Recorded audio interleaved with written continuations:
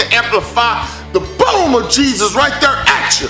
Welcome to Resonate the Sound. Welcome all across the world. Welcome to our YouTube simulcast, and most importantly, welcome to this station.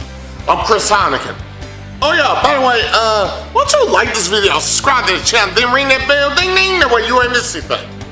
Oh yeah, we are in the month of March. Oh, and also a little special programming note. In the month of April, we will be airing on Easter Sunday night.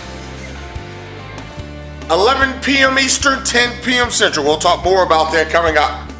But yeah, we're airing Easter Sunday night, which is the birthday of yours truly. Decided to give me a little extra birthday gift. So we're going to be airing Resonate the Sound on Easter night. You'll love it. Let's get to tonight, shall we? On this great Thursday. You know, there are a lot of stories in the Bible, and a lot of times they always involve people taking risk. And some of those risks are either to prove that God exists or just to get to Jesus. We're going to focus on the latter part of that. As we literally go inside of the world infamous Resonate Church, our Chapel Pastor McKenna Boone standing by. Tonight, we want to talk about taking risk? Tonight, we learned about one individual. Of course, we learned a little bit about him last week that likes to take risk. And we learned it on a different side of things. Tonight's part 2. This one is called Hurry Down Today. Want to know this individual I'm talking about? Hey, McKenna. Girl, go do your thing. Hey, we ready to learn? Let's see what's up your sleeve. Go get them. Let's go resonate.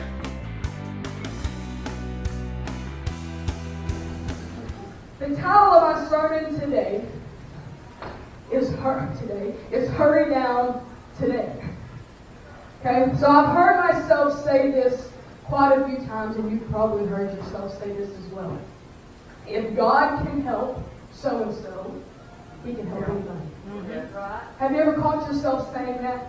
I'm really laid back, so you can talk back to me this morning. We're going to have a nice time in the Lord. But if God can help so-and-so, God can help anyone. Yeah. I'm going to use Sister Maya because I know it's okay. If God can help Sister Maya, He can help anyone. Amen. If God can help Sister Fremont, He can help anyone, whoever that name that you stick there. We've all caught ourselves doing that, right? Not really even to their face, but we'll sit back and think, wow, God can help them. He can help me. Yeah. And a lot of times, whether we mean to or not, so-and-so, we're talking about some kind of sinner, somebody who has ran around and done all kinds of crazy stuff. You know what I'm saying? That's how we are. Yeah. And they run around and they do all this crazy stuff and they live this crazy life. They sin a lot. They enjoy it. Right? Yeah. I'm not saying we're right. I'm saying that's what we do. Yeah. And what we do is we sit back and we think, wow, that leader or that pastor or that person over there, they call themselves a Christian, but can you believe what he used to do? Yeah. Right. We do. Can you believe what he or she used to do? What who he or she ran around with? Yeah. He should be ashamed of it. She should be ashamed. Yeah. But if God can help him, He can help him. Yeah. My dad, again, I'm living through other people's experiences here lately because I haven't had to face some of the things that my mentors have had to go through. But if you know my dad at all, you know the stuff he used to do was not nice. The people he used to run around with were not nice. It was not a good ordeal. And I've seen many times in his life, even now as he's been in ministry for 20 or so years now, I still see people look back and think, wow, look at Pastor John. You know what he used to do? And they hold that against him. Yeah. Whether they mean to or not, they think, wow, if Pastor Ron can do it, he can help. And let's be honest, mostly good people love to look down on mostly bad people. Am I right? Yeah. Am I right? I'm not saying it is right, but I'm saying that is 1,000% what we do, whether we mean to or not. Yeah. The problem with the if God can save statement is that it implies that God has a rating system for all of his sins. Right? If God can save the murderer, he can save anybody. Right? That's what we think. If God can save the prostitute, then he can save anybody. Implying that those things are way worse than that little white lie that we tell to our parents. Right? Small, medium, large, and super large maximum sins. That's what we do in our minds. That's what we do here on this earth because we are fleshly beings. And as we sit here and as you begin to think on this, in our eyes, murder is about 9,000 times worse than stealing something. Right, yeah. Right? Yeah, that's right. That's no big deal. That's something little. I can walk right over there and steal Sister Carmen's keys. She'll never think anything about it until she gets a little bit later, right? Yeah. It's no big deal. But if I go out and take the life of someone else, that is a big deal. Yeah. If it's a small sort of sin, well, if he's a good person, it can't be too hard for God to get a hold of him. Yeah. Right? But if it's a large kind of sin, someone really needs to be praying for her because her life is going downhill and it's going downhill fast. Yeah. God's going to have to get her attention the hard way. Yeah. She needs to put more focus on God so that she can get her life together. Yeah. And then if it's a big, maximum, super large sin, we just sit back and we shake our heads all judgmentally. Yes, ma'am. We run our mouths to everybody else all judgmentally because they aren't living the way that we think that they should be living. But that person with the small sin, she'll get alright. She'll get it. Right. Yeah.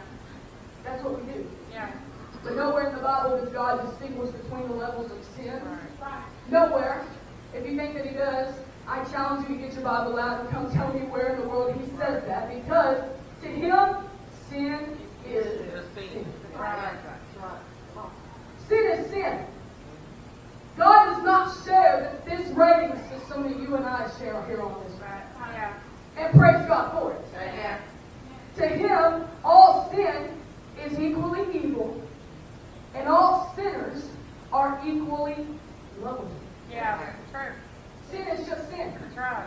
He doesn't hold some big old thing over our heads and let us walk away when it's just something little.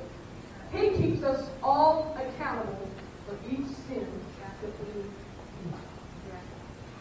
And I'm reminded of this story in the Bible, and I kind of wish our kids were out here because I know that they would know about this. Anybody knows Zacchaeus in the Bible? Charlotte said, yeah, you can tell she's teaching our kids. She knows about Zacchaeus. Everybody else in here know about Zacchaeus? Yeah. See, Jesus didn't have a rating system for sin either. We're talking about God. But Jesus, when he was here on this earth, Son of Man, walking here among us on this earth, he did not have a rating system either. Although he was half flesh, he walked among us. He didn't carry that same fleshly attitude and those same fleshly mindsets that we carry. Yeah. Sure. So while he was here walking on this earth, he did not accuse the murderers of more than the liars or anything like that. When he walked among us, he was willing to love and accept anyone. Yeah.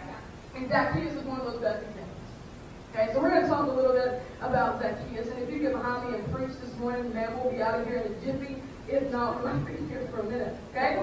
All preachers say that. I know you're saying all preachers say that. Yeah, we do. Okay. So Luke 19, 1 through 10, if you do have the Bible, if you have the app on your phone, because these TVs, they ain't ready yet. We had to jump through some hoops, but hopefully they'll be here next week. They'll be up and ready. So you're still just going to have to bring your Bible, follow along on your phone, whatever it is that you do. Luke chapter 19, we're going to read verses 1 through 10. And Jesus entered and passed through Jericho. And behold, there was a man named Zacchaeus, which was the chief among the publicans, and he was rich.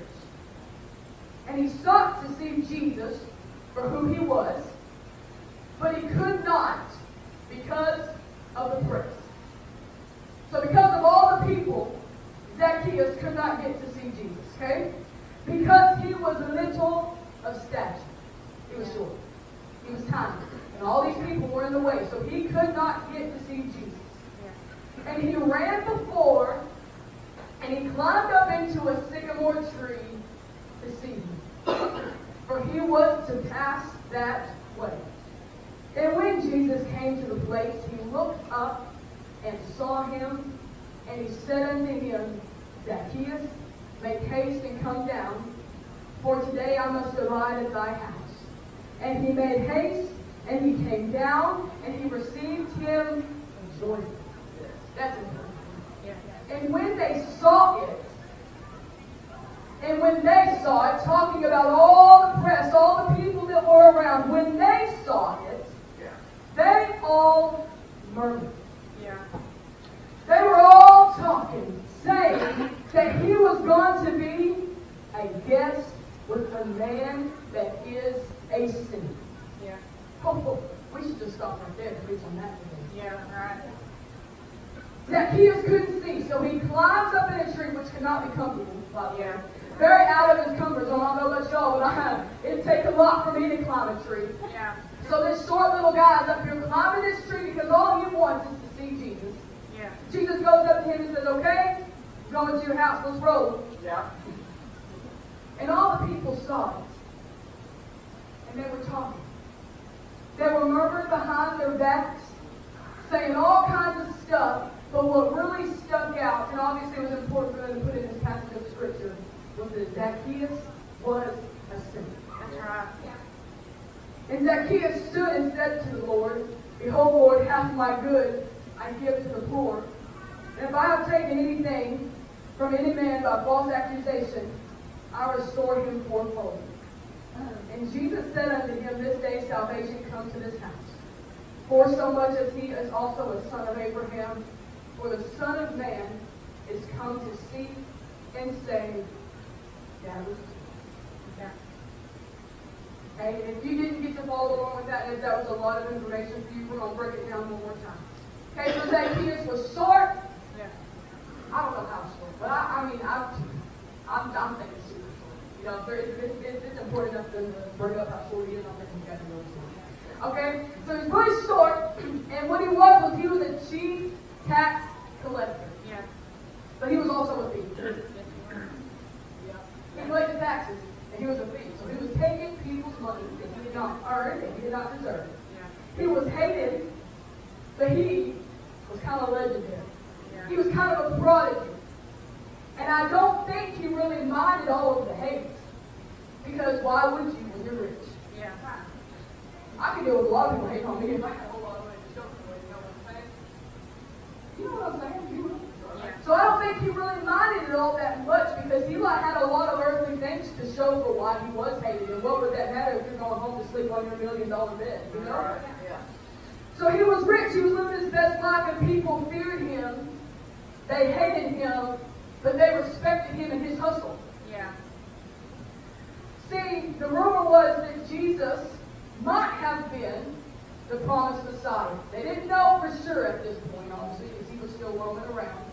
But there was a rumor that Jesus might be the Messiah come to save the world. And Zacchaeus had grown up in the Jewish culture. And so he would have been familiar with all these promises. He would have been familiar with the Messiah, who he was, and all this kind of stuff. So no doubt that he had heard that one day the Messiah would come. So now Jesus is rolling through town. He comes on through. And so Zacchaeus says, okay, I'm going to go and I'm going to check this guy out. I'm going to see this fruit. I'm going to see what he's all about. He's getting a bunch of followers. Everybody's coming. So I'm going to go ahead and I'm just going to see what it's all about. That's what we do. Right? When we're walking into something new, we say, okay, I don't know. I'm just going to test it out, see how it goes. That's kind of Zacchaeus' mindset walking into this. He doesn't know for sure that he's going to make this effort. He's going to try. He's going to see. Okay? So at this point, you have to keep in your mind, he's probably not sitting there thinking, man, I hope Jesus saves me. Right? That's not his mindset at this point, because he doesn't even know what Jesus is all about. That's not even his mindset. Save him from what? Also, think about that. What would Jesus save him from? His huge house? All the money that he has, all the fame and all the fortune, all the people who love him and all this kind of stuff? No. He just wanted to see who everybody else was coming. That's right. It was popular in his town where he was at. There was a press, so there were a lot of people. So he just wanted to go where it's popular. Okay? So he can't see him. So what does he do? He comes to him. During that, Jesus makes his way over. He comes right up to that tree, and what I like is he calls him by name. Yes, he does. He doesn't say, hey, you get on down. He says, that kid.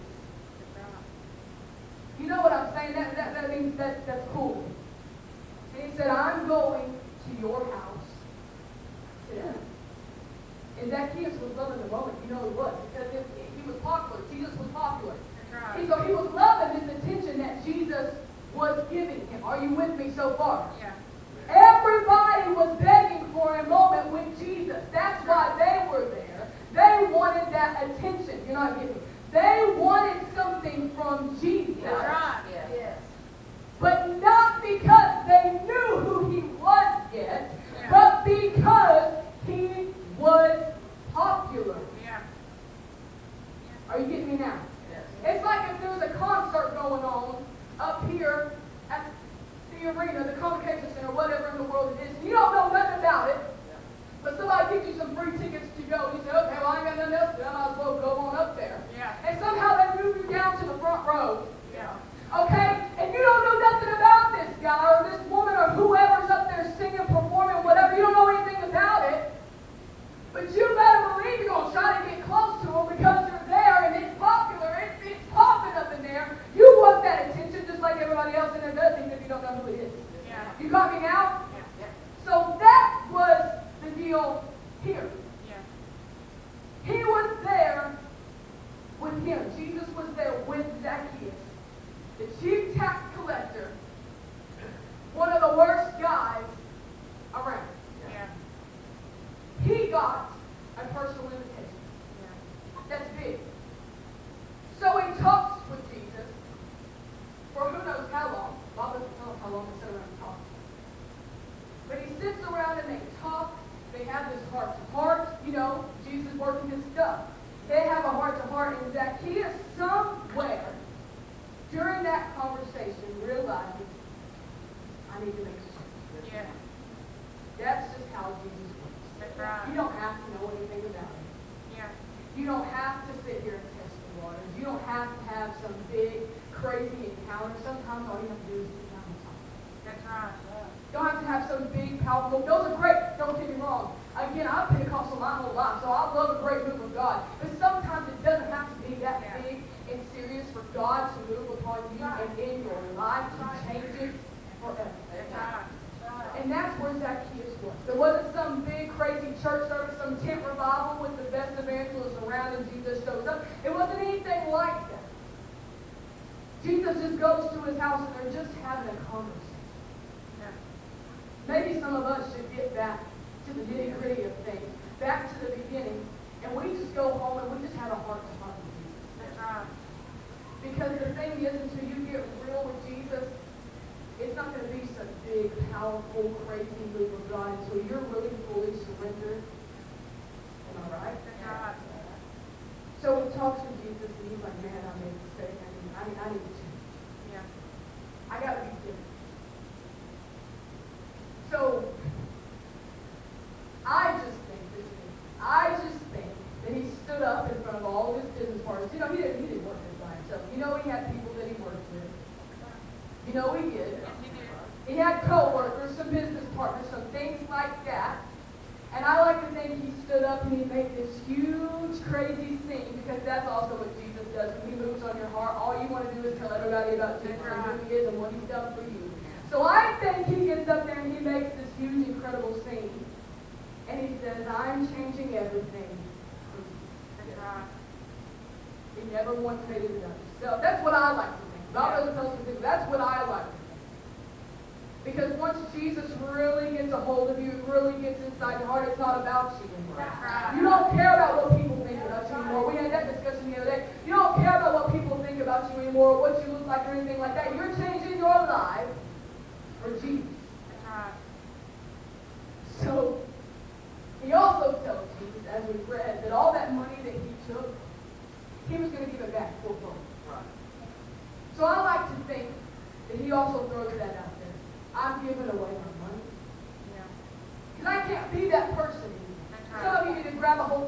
I can't be that person that I used to be anymore. So I'm going to get rid of this lavish life that I have lived. I'm going to start giving my money away. Yeah. Are you hearing me? But that's not enough. Every single person that I have cheated, every single person that I have stole from, every single person whose life that I have ruined for my own selfishness, I'm going to give them back 4 times more. Yeah. That's big. So you just give it back. And that probably would have been enough. Look under the room. I'm going to give that 4 times less. It is hard. And some of us can never do that. You're sitting here thinking, couldn't be me. Couldn't be me giving up all my money, my nice house, my nice vehicle, whatever it is. It couldn't be me that had to give it all away. And that's some of your issues. Trying to truly change you with who you are, but you can't let go of that past. That's right. You can't let go of the person that you used to be. Yeah. You're not getting it. The Bible doesn't tell us exactly what they talk about. And I believe that they skipped over that for a reason. Because it wasn't about what they talked about.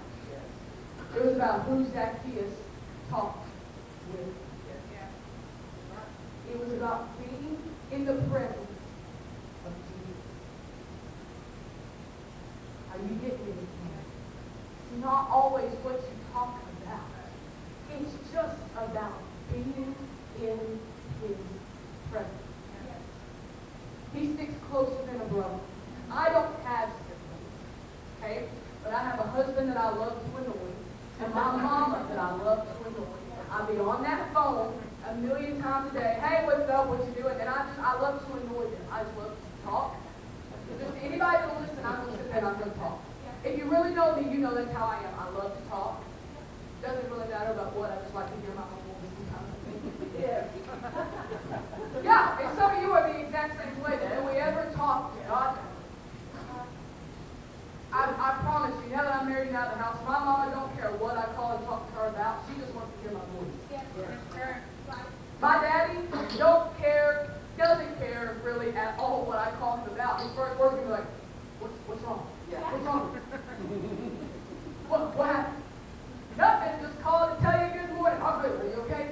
You know my dad, that's how he is. It sounds like he just woke up, he's been up for 3 hours, he's all like in a panic. No, I'm just trying to talk to you. Oh.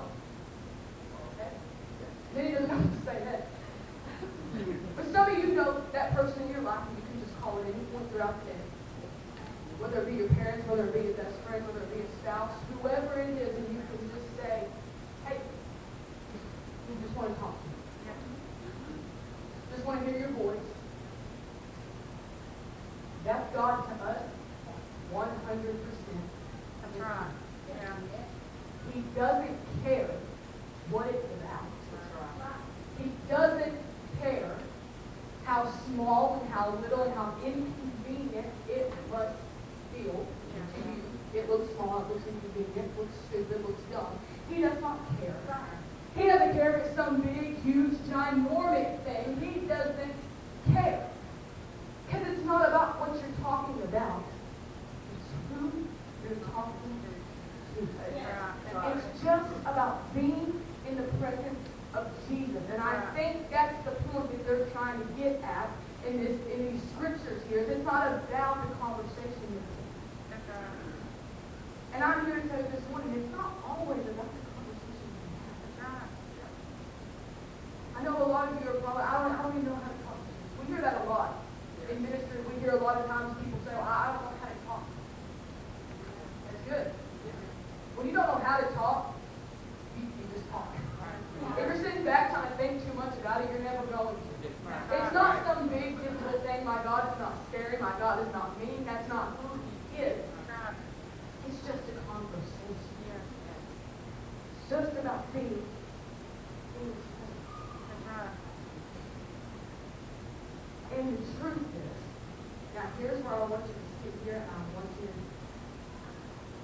and I say this a lot, I think it's because I'm a teacher, and so many kids do this all the time. I say, you have to sit there and think for more than 5 seconds, and it's not going to make sense. And I say that a lot now, and I think it's because I say it at school, but I'm going to tell you the same thing. You have to to sit here, and you have to think longer than 5 seconds.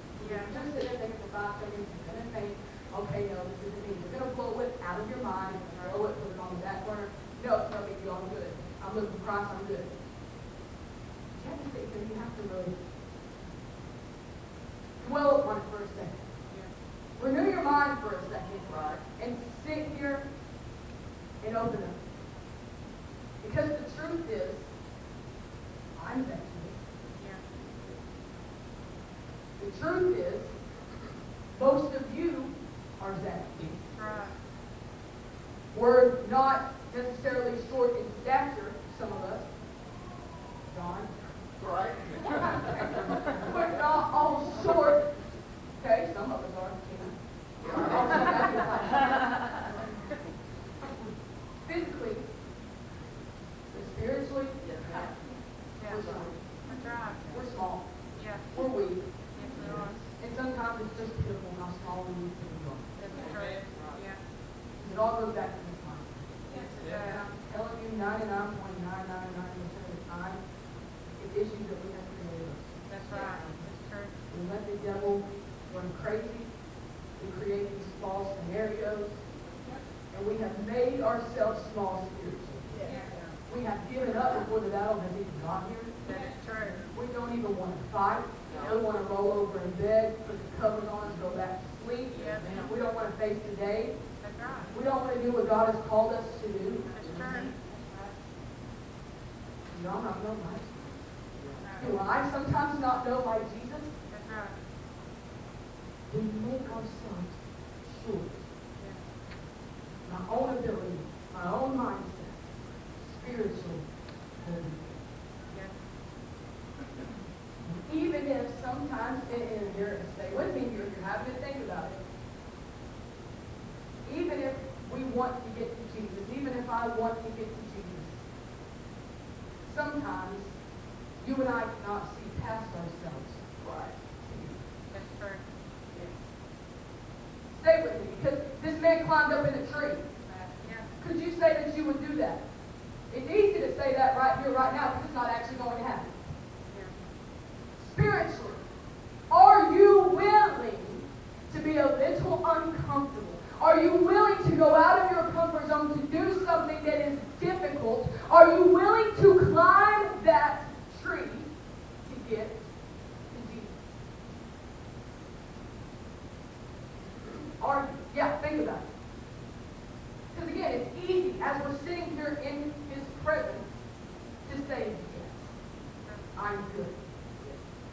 Again, it's just like my kids at school. Yeah, we're good. We don't need to do another example. We're good. We know it. That's because I'm sitting right here with you, walking through every single step with you. It's easy when I'm sitting right here holding your hand. It's difficult when we walk out the classroom, you have to go home, study on your own, and then come back and take a test the next day. Yeah. That's where we're at here. Yeah. It's easy because we're all right here. We're all huddled together in prayer. We're all here worshiping and Waymaker. It's good. It's great.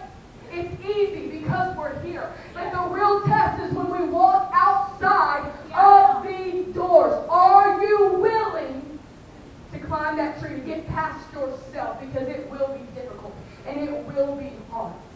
It will be. It will. Anybody, any kind of Christian that tells you that the walk with God, of God is easy, no, it is not. It's not meant to be easy. He never told us that it would be. But in our minds, we have this false reality that we have created here on earth, that if you are a Christian or a true disciple of Christ, that the walk with Him should be easy, that we should be exempt from problems, that bad things should not happen to us because of who we are in Christ. I've come to tell you today that that's a false reality. Yeah. That's true. That's very true. Life is hard. Yeah. Life is difficult.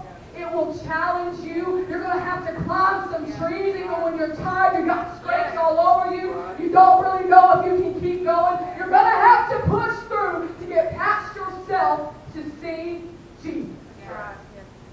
And I know what you're thinking. You don't know my situation. Well, I'm going to tell you, you don't know mine. That's right. You don't know what I've been through the last 11 months of my life. Some of the hardest things that I have ever had to go through since I've been put on this earth. but not for a single second. Well, I'm not going to lie to you. I'm not as good as Joe. Yeah. There have been seconds when I said, God, you're joking, right? You're joking, right? One time was enough. You're joking, right? This can't be. Can't do it again. It's easier just to give up, God. It's always in those moments, though, that my pastor or my associate pastor or someone calls me and says, hey, I need you to preach next week. We got something going.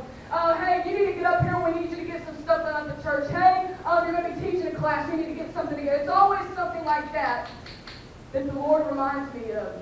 You're not going. Can't give up. And I know sometimes it's not as easy for you guys because you feel like you're not called to do anything except sit down on the pew. So it's easy when you're sitting at the house to cover up in your covers, to lay down, cry yourself to sleep, make it from day to day, barely surviving. And us who are in ministry, it's a little bit harder because we have a little bit easier. We have more things to bring us out of that. But you don't know the walk that I've had to walk. You don't know the walk that our pastors have had to walk, that our staff has had to walk. And we don't know the walk that you have had to walk. But you're not done. That's right. We are not done. But you have to be able to see past yourself, to even get up in that tree, to even see what God is about, to even see what God is doing. We are that we can't see past our sin. We can't see past our mindsets and the own distractions that we have created. We can't see past our own ego. Definitely. Can't see past our pride. And then sometimes we just try too hard to impress.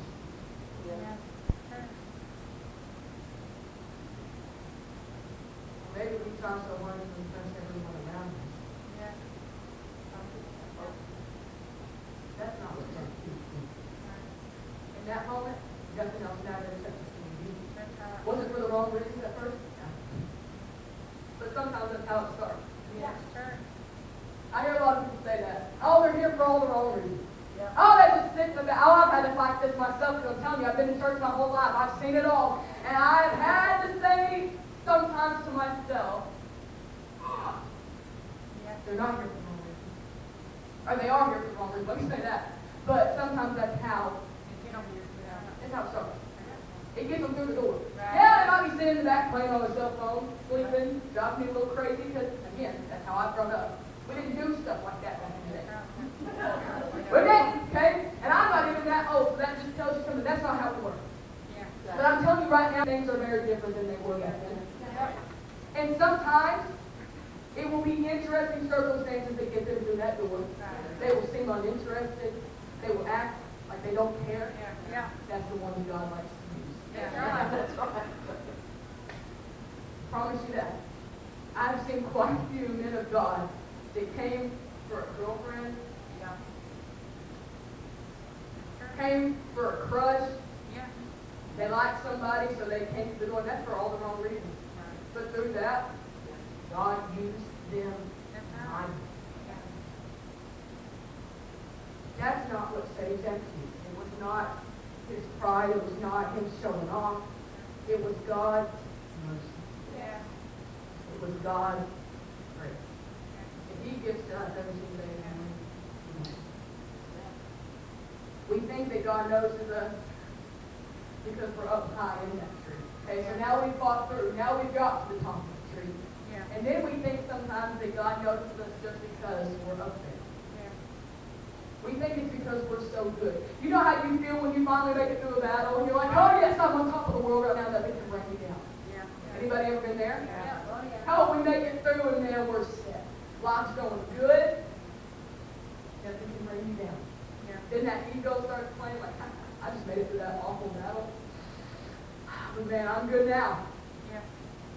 Get a little prideful. And we think it's because we're so good that God sees us up there.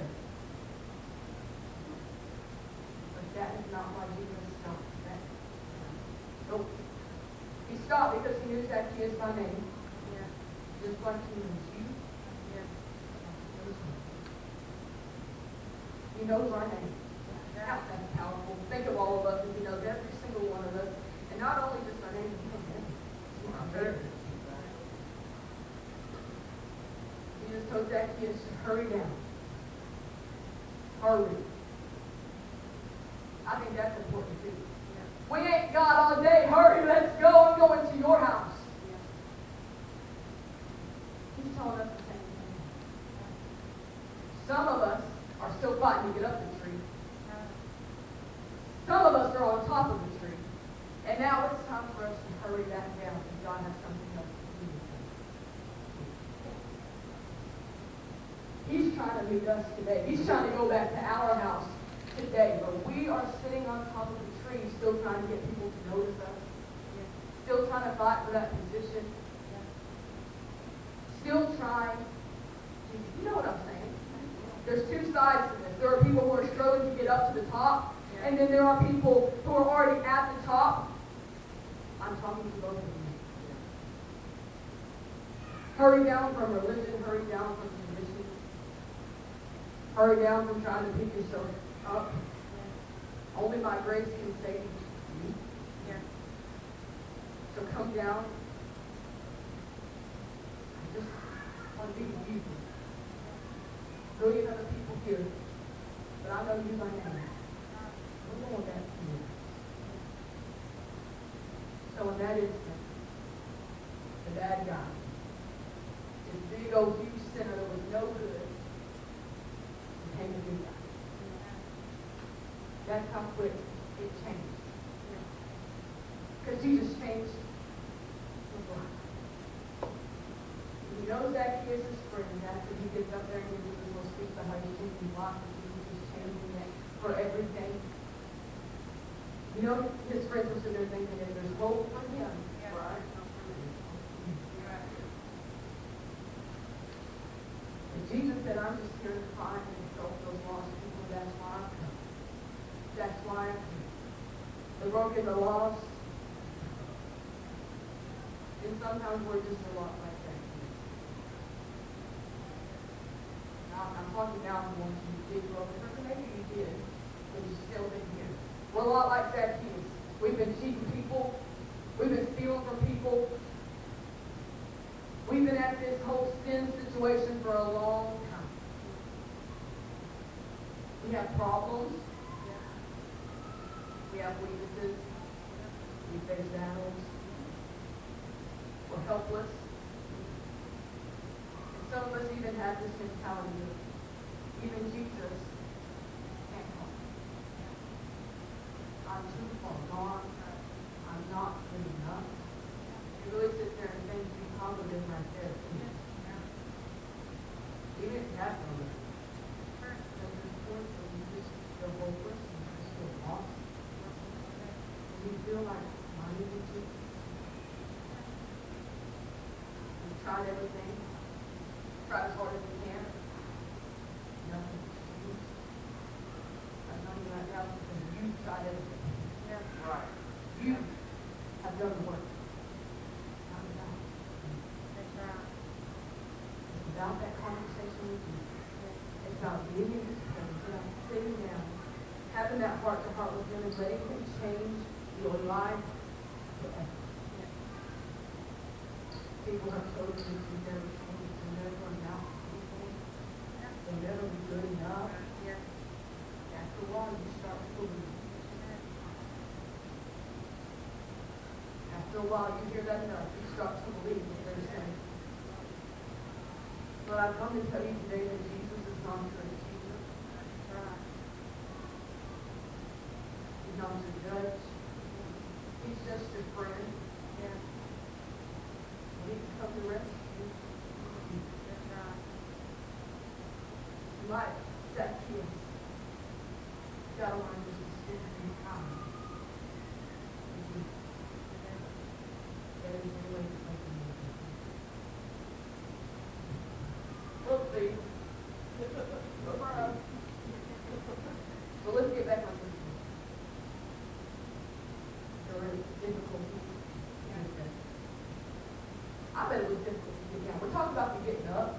like all the scratches and stuff that he had to go through to get up the tree. Thinking for a second about how difficult it probably had to be to get down. And Jesus told him to hurry. If Jesus telling me to hurry, we need to be in a hurry when he's ready to go. You know what I'm saying? So think of him trying to get down. Hi everyone, I'm Cornbread Chris Heineken, the Dean of Arkansas Sportscasters and host of Resonate the Sound. I want to say a special thank you for resonating to amplify Jesus with us here today. No matter where you are, if you're joining us live here at Resonate Church, whether you're joining us nationwide courtesy of your local syndicated television stations across the country, or if you're joining us internationally and globally courtesy of our YouTube simulcast. Thanks so much for resonating Jesus with us. Now, you're asking and you're saying, Cornbread, resonate. No, you guys always bless us, but we want to turn around and bless you through the act of worship called giving. How do we do it? Yes, we have multiple ways, four in particular, on which you can resonate your giving. Check it out. Number one, join us live and in person here at Resonate Church at our brand new location, 3702 East Highland Drive. It is directly across the street from All-Star Music in Jonesboro, Arkansas. Sundays, 10 a.m. and 5 p.m. Wednesday nights at 6:30, and do keep in mind, things scheduled subject to change. Option number two, online. That's a little tidily thing right there.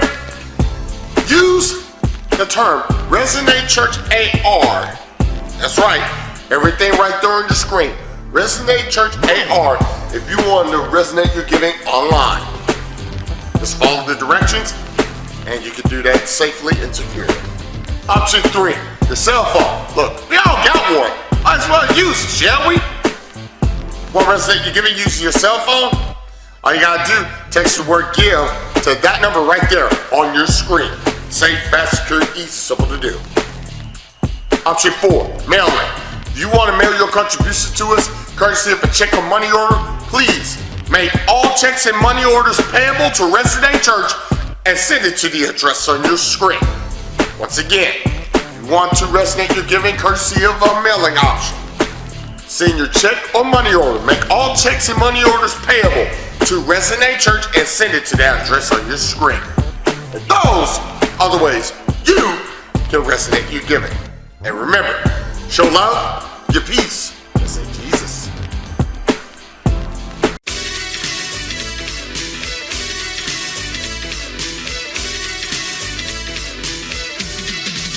Hey, what up, man? What's up, buddy?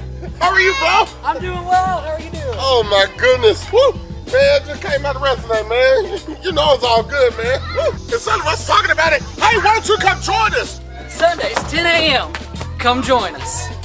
Woo! Sunday night's scheduled to change. Wednesday, 6:30, it's on. Our women's ministry is strong and rooted. our men's ministry has a solid rock foundation. All the kids can have so much fun. So can you. Our church is a great family church. And your family will love it too. Come join us at Resonate. Show love. Give peace. Resonate Jesus.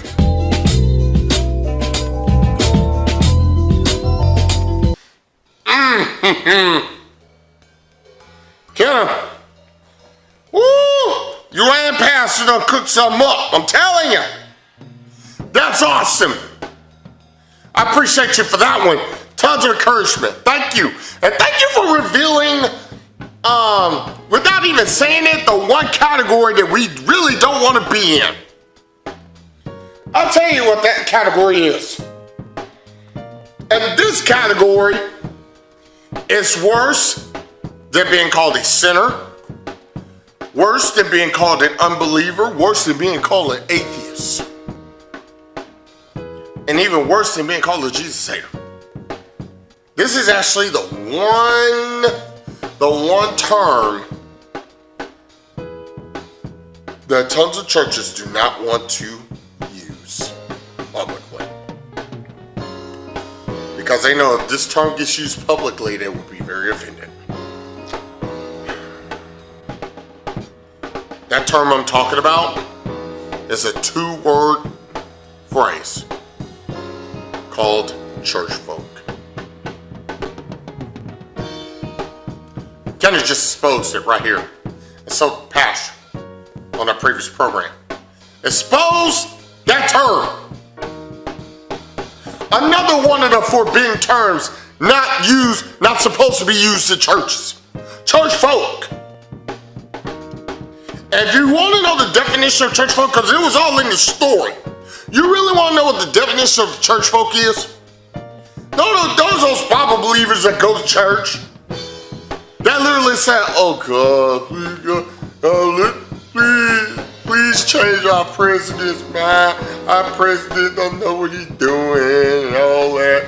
And Lord, please save all these unbelievers and all that. God, please save my family. They need Jesus. And then go gossip to the friends, to the family members on the telephone and on Facebook and on social media and literally run everybody down. But yet, they're the ones going to church every Sunday.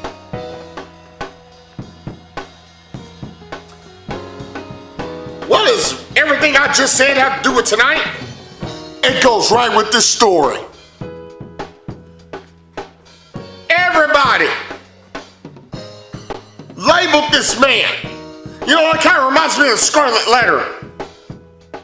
Hester Prynne had, because of the quote-unquote sin or whatever, she lived in a very religious, strict town.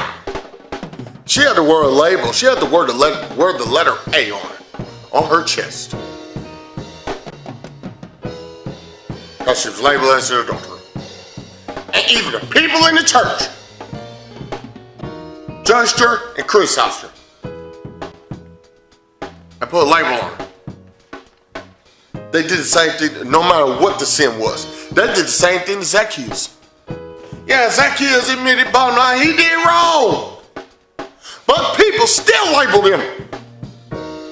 People, even church people that literally just look at Jesus, oh, it's just an event. We're just gonna see him pass by. What? We're just here to just see him pass by.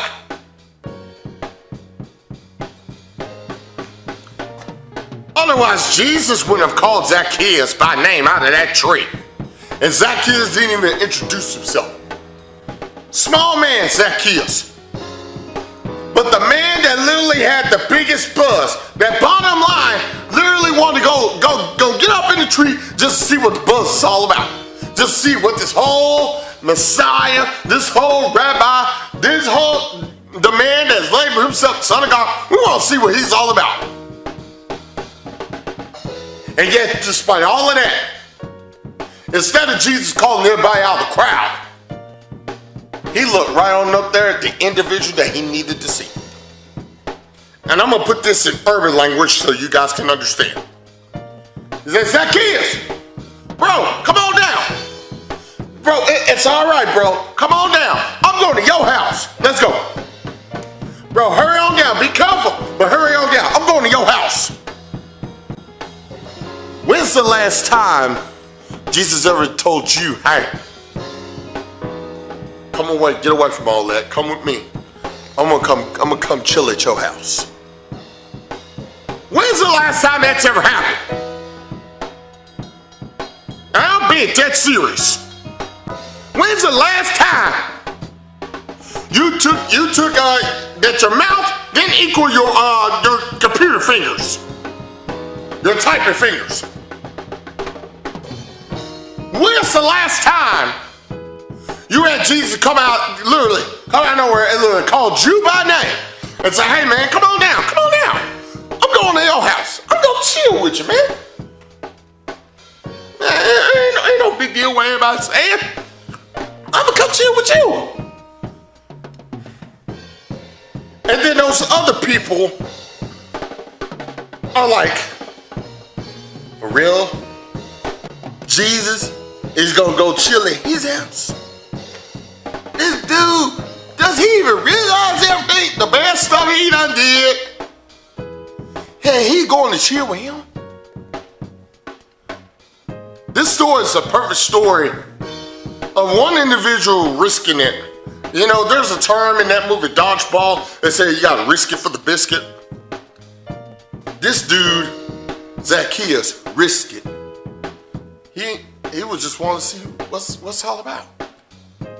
And little did he know, he was the one that Jesus was waiting on.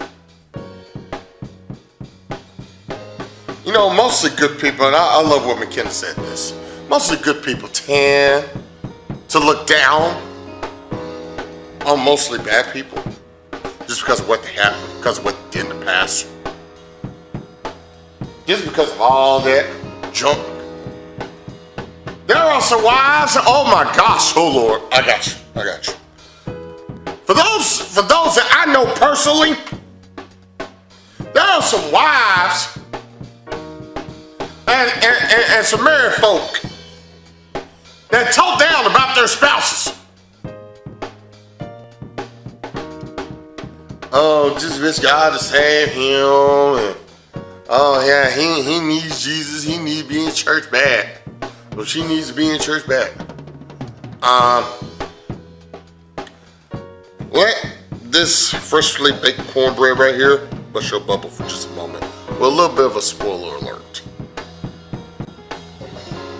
That's a form of spiritual abortion. You're literally killing that person's soul right before they even get to know Jesus. Stop speaking death over them. Speak life. And stop going on social media. Oh, you really want to know all the juiciness, all the gossip, and all that mess? See, this story is a perfect example of it.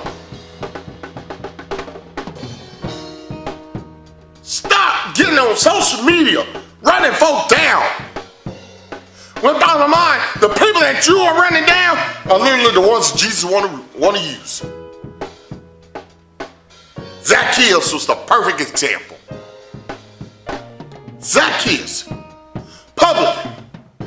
Bro did wrong. He did wrong. But Jesus saw past that. And right when Jesus went to that man's house, these folks are like, what are you over there chilling with your folks? What they in there talking about? I'm pretty sure, he's probably doing something behind the scenes. How do you know? Even the Bible don't even tell what really went down in that conversation. But right when that conversation was over, right after that chill out moment was over, bottom line, that kid had changed heart. Oh, how ironic. The one individual that risked it just to see Jesus is the one individual whose life change shut up all the church folk.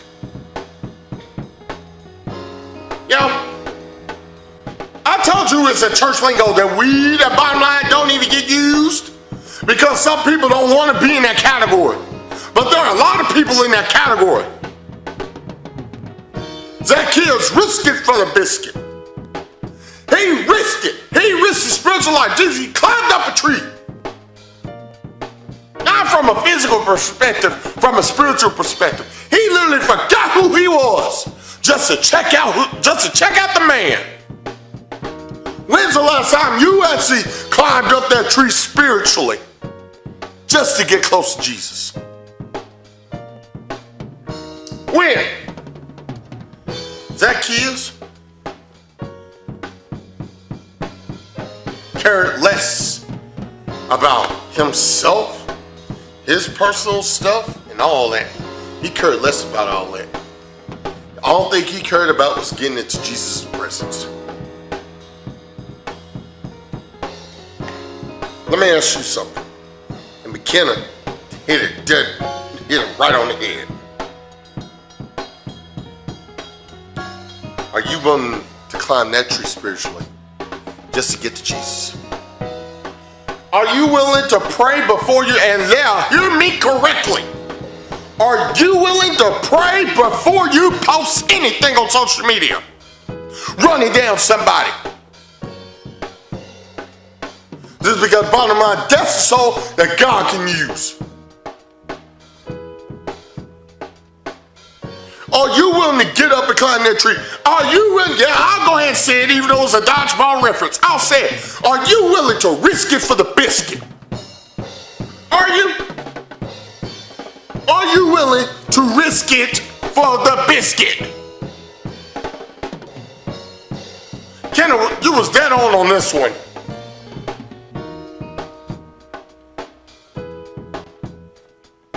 And what's even worse, we got too much junk going on in our eyes and in our mind that bottom line, we can't take a look at ourselves before we literally start labeling other folk. See, I'm going to throw this idea at my boys at syndicated media television partners, especially Margaret O'Hearn, who is our head researcher. I'm going to throw this idea at her. An idea for a church folk shirt that says, don't be a church folk. I'm going to throw that idea and see what happens. Like for real. God's got no respect of persons. And by you being a church folk and by you being the member of the gossip party, talk bad about them, and you don't even see that God is working.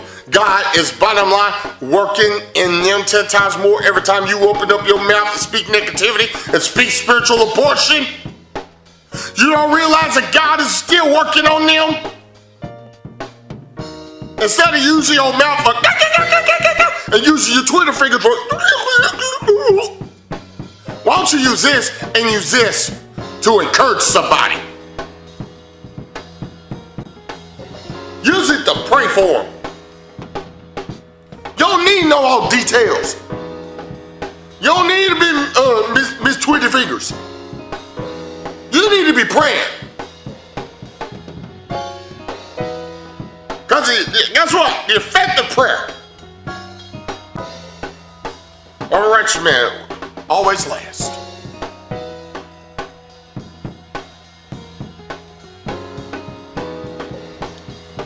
I think the time for church folk is over. The time for true worshipers and them disciples, the time is now.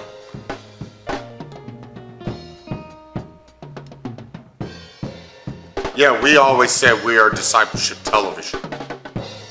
And we are exactly that. Yeah, we're not under the quote-unquote Christian category when it comes to shows like this. We're under a different category. And we're under the deal that God, Jesus, and the Holy Spirit called us to be. And that's disciples. Not Christians. Disciples. Christians got that life. Disciples have a more abundant life. They're the ones that ain't got to worry about nothing.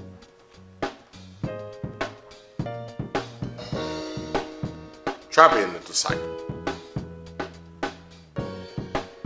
So what if the people in your life are like a Zacchaeus? What's worse? And look at yourself on this as we close. What's worse? Being a Zacchaeus or being a church folk?